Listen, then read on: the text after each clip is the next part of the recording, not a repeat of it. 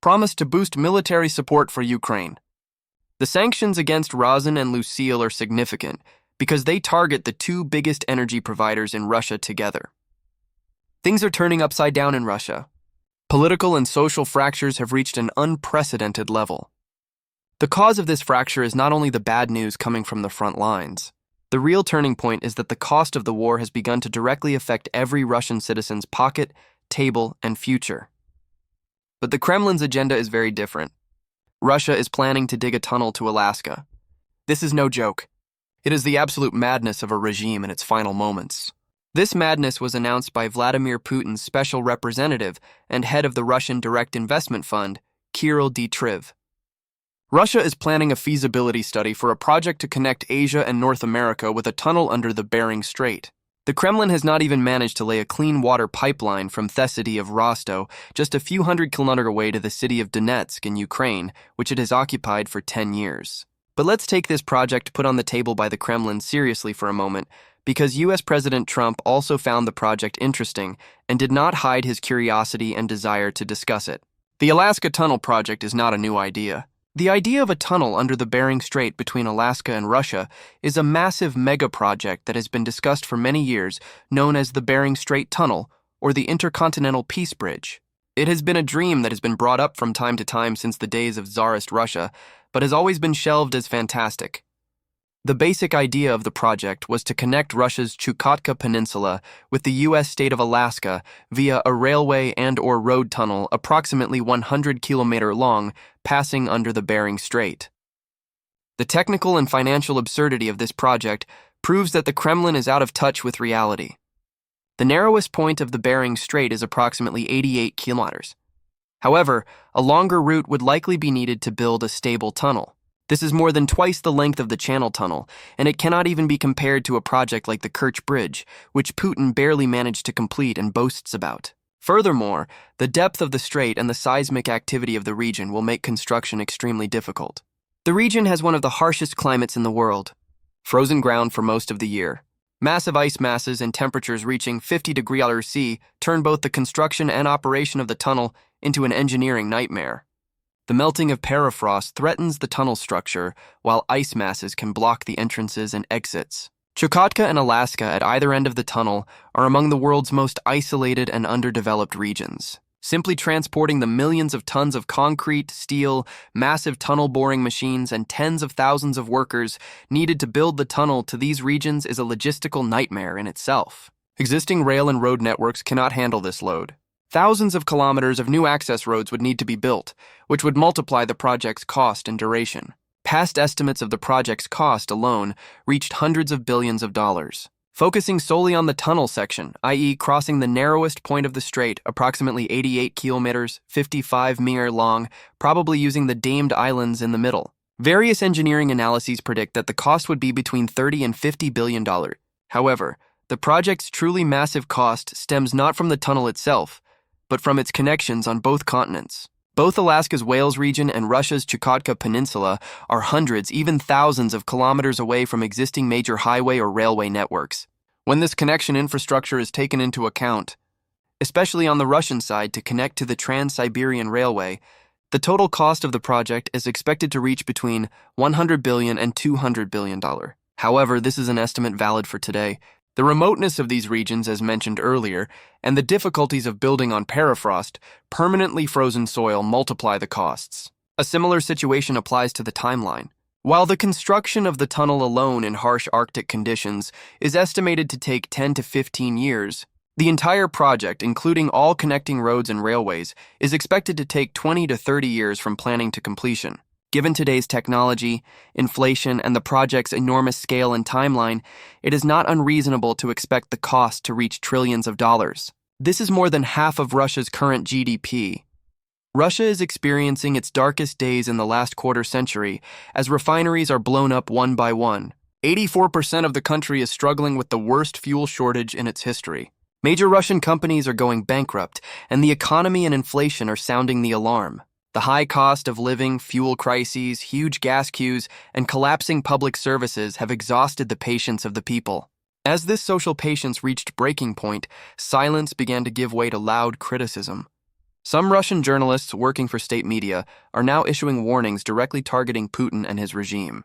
Dmitry Shechin, editor of the Komsomolskaya Pravda newspaper, was a loyal supporter of Putin at the beginning of the war. But today, the same man is openly saying that if the problems faced by the people are not solved, it could lead to the collapse of the regime and the end of Putin. Dozens of city council members in major cities like Moscow and St. Petersburg are calling for the Russian leader to resign. It is unrealistic for a country crushed by a war economy and with giants like Gazprom going bankrupt to bear such a cost, and perhaps most importantly, for whom is this tunnel being built? One end of the tunnel is on U.S. soil, which Russia views as its archenemy. With relations between Russia and the U.S. worse than during the Cold War, it is politically naive to imagine the two countries collaborating on such a massive and strategic project. Furthermore, the security risks that such a tunnel would create from a military perspective are unacceptable for both countries. Despite this mountain of technical, financial, and geopolitical impossibilities, the Kremlin's decision to bring this project to the agenda in October 2025 is sheer madness. The most symbolic and daring act of this wave of courageous rebellion came from the Smolenskoye District Council in St. Petersburg. This local council went far beyond a simple call for resignation. Breaking Russia's biggest taboo, the council members submitted an official request to the State Duma, Russia's parliament, demanding that Vladimir Putin be removed from office on charges of treason due to the war in Ukraine. This was a step equivalent to political suicide.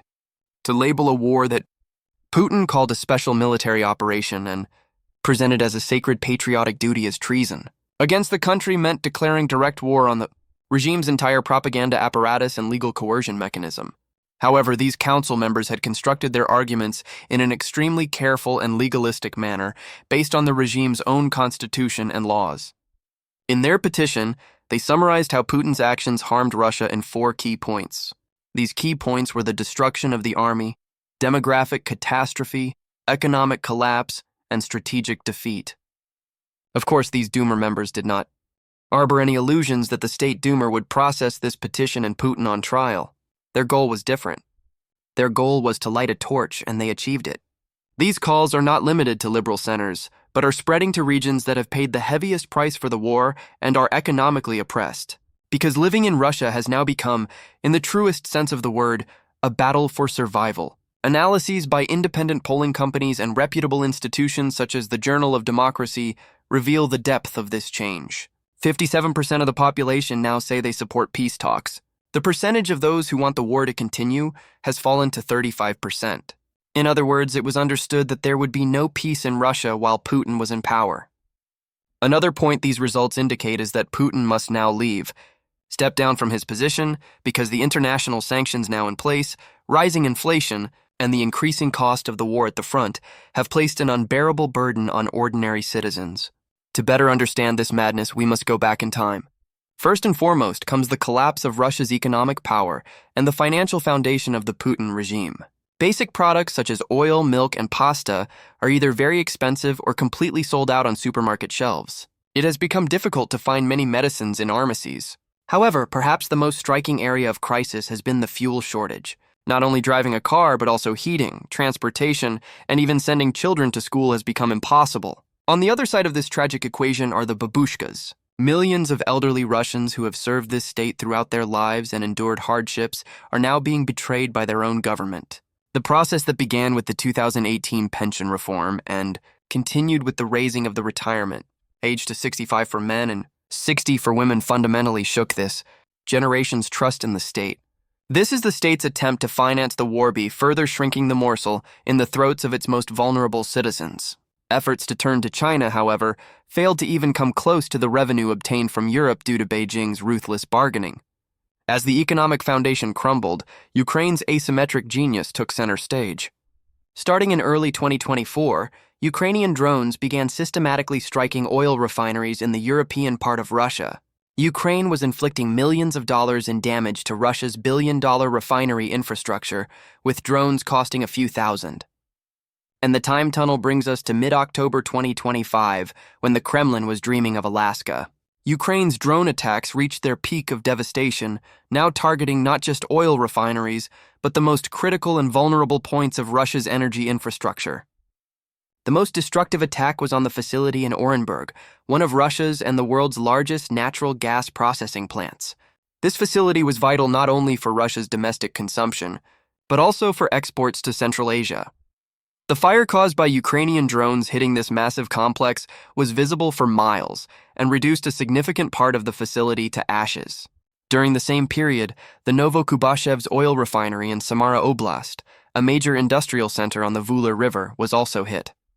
This refinery was a critical logistics hub, particularly supplying fuel to Russia's central regions and the front lines. Why were these two attacks more significant than previous refinery attacks? The Orenburg attack demonstrated that Ukraine could now target not only oil, but also natural gas, another vital economic artery for Russia. This could have been the final blow to Gazprom's already bankrupt state. Orenburg and Novokoshevka were facilities located at the very heart of Russia's energy network. Striking these facilities crippled not only production, but also the distribution of fuel throughout the country. Various levels of fuel shortages are being experienced across 84% of the Russian Federation's territory. This is not a problem affecting just a few border regions or remote Siberian towns. This is a national crisis affecting the overwhelming majority of the country, from metropolises like Moscow and St. Petersburg to the Ural Mountains, from Siberia's industrial centers to the agricultural regions in the south. Fuel is the lifeblood of a modern society. Transportation, agriculture, heating, electricity generation, emergency services all depend on fuel. An 84% shortage means not only cars not running, but also disrupted food distribution, hospitals, generators shutting down, and the risk of people freezing in the middle of winter. This crisis did not develop slowly over months or years. This situation further fuels inequality and anger in society. According to reports, fights frequently break out among impatient people waiting in lines at gas stations. In fact, the situation is so dire that there is no longer enough fuel even for the front lines. The series of disasters for Russia did not end there. The Orenburg facility is a critical part of the SYU pipeline, which exports gas not only to Russia but also to Central Asia, particularly Kazakhstan. Kazakhstan is dependent on Russian gas from this pipeline for a significant portion of its domestic consumption and industry. The fire and production stoppage caused by Ukrainian drones destroying Orenburg also cut off the flow in this pipeline. Kazakhstan was forced to stop purchasing gas from Russia immediately after the Orenburg attack. Left without gas, Kazakhstan will have to turn more to China or other sources to meet its energy needs. This increases Russia's geopolitical isolation. Despite all these failures, the Kremlin's Alaska tunnel fantasy did not end. The most painful proof of how disconnected the Kremlin is from reality is its inability to solve a much simpler, much more urgent, and much closer infrastructure problem. The Kremlin has failed to lay a clean water pipeline from the city of Rostov just a few hundred kilometers away to the city of Donetsk in Ukraine, which it has occupied for 10 years. Donetsk and surrounding cities have suffered from chronic water shortages for years. The existing infrastructure is outdated, damaged by conflict, and access to the main water sources controlled by Ukraine has been cut off. Millions of people, just like in Crimea, are condemned to hourly water schedules, poor quality water, and hygiene problems. The Kremlin has repeatedly promised new pipelines to solve this problem. But these projects have either never started or have been left unfinished due to corruption and incompetence. Here is the critical question. How can a regime that has been unable to lay a water pipeline to Donetsk, which it claims as its own territory, just a stone's throw away for 10 years, plan to build $1 trillion, 100-kilometer tunnel under the Bering Strait? The Alaska Tunnel project, brought to the fore in Russia, is less a technical engineering plan and more an escape fantasy born of political collapse. This project is one of the clearest indicators of how far their regime's promised vision of the future has drifted from reality and how much the Kremlin has lost its capacity to govern the country. In truth, this project is not a plan, but a propaganda stunt. For the Kremlin can no longer offer the public a solution-oriented future. Instead, it offers a fantastical story of salvation to a society trapped by harsh realities. A mega-tunnel that will unite continents and make Russia a global center once again. It will connect Asia and America, open new trade routes, and change the global balance of power. Yet this is merely a modern and hollow repetition of the Soviet era's promises of a communist utopia. Distracting the masses with an impossible dream is a well-rehearsed method. But the issue is not just about deceiving the people. Perhaps this tunnel is a personal escape scenario constructed by the hedonistic elite in the Kremlin at a time when they sense their own demise. Perhaps they imagine that if Russia ever completely collapses, they will be able to escape to Alaska through this tunnel. This speculation alone shows that the regime has long since crossed the boundaries of reason, that its leaders are thinking not of their own people, but of their own security. History shows us that autocratic regimes entering a process of collapse lose their sense of reality in their final moments, cling to irrational projects, and invent fantasies to distract the public. The legend of Roman Emperor Nero playing the lyre while Rome burned is precisely the historical symbol of this mental disconnect. What is happening in the Kremlin today is no different. With 84% of the country running out of gasoline, supermarket shelves emptied, one of the world's largest natural gas facilities in flames, and people waiting in line for water. The Kremlin's agenda of a $1 trillion tunnel project to Alaska is a grotesque portrait of a leadership detached from reality. This is no longer a solution. It is a technique of denial. Instead of fixing the crumbling infrastructure, the starving children, and the demoralized soldiers in front of the people's eyes, the regime is trying to make them forget the present with a fictional future. Such projects almost always emerge from the echo chamber that forms around the leader. Advisors who lack the courage to speak the truth flatter Putin's ego by presenting him with grandiose historical projects. The leader has lost all connection with the people, the front lines, and the reality of the economy. All that remains are the false applause he hears from his inner circle, a universe built on his own imagination, and a propaganda machine trapped within. The outside world does not believe this show either. What country would fear a state that cannot protect its own energy facilities, has no deterrent other than the threat of nuclear weapons, and whose army is now filled with civilian personnel rather than military personnel? Even the feasibility study for this project shows that it is no longer a matter of strategic thinking, but rather the last escape scenario of an isolated leader. All that remains are two weapons, the nuclear arsenal and the naked apparatus of repression. But neither is enough to keep a people waiting at gas stations with jerry cans or an army left without ammunition at the front. For the Putin regime, the question is no longer will it be defeated. The question is when and how. The strategic stalemate is inevitable because the Kremlin is now merely trying to build fantastical castles on its own ashes. While the real country crumbles, the only thing being built is a fantasy. As long as the war continues, Russia's young people will continue to die on the front lines, and the anger of their families will grow. Putin is trapped in a vicious cycle of his own making. So does this mean Russia is headed for total collapse? If by collapse we mean a 1917-style revolution where the people storm the Kremlin next week, that seems unlikely in the near term. However, if collapse means a state becoming unable to perform its most basic functions, severing its ties with its people, and slowly becoming paralyzed by its own internal contradictions, then the answer is a definite yes. Russia is already in a process of slow-motion collapse. The question now is no longer whether Russia will collapse, but what will trigger this collapse and how it will unfold. Will it be a major military defeat on the battlefield? A total infrastructure disaster in the middle of winter that will affect millions of people? What are your thoughts on this matter? Please share your opinions in the comments. Thank you for watching.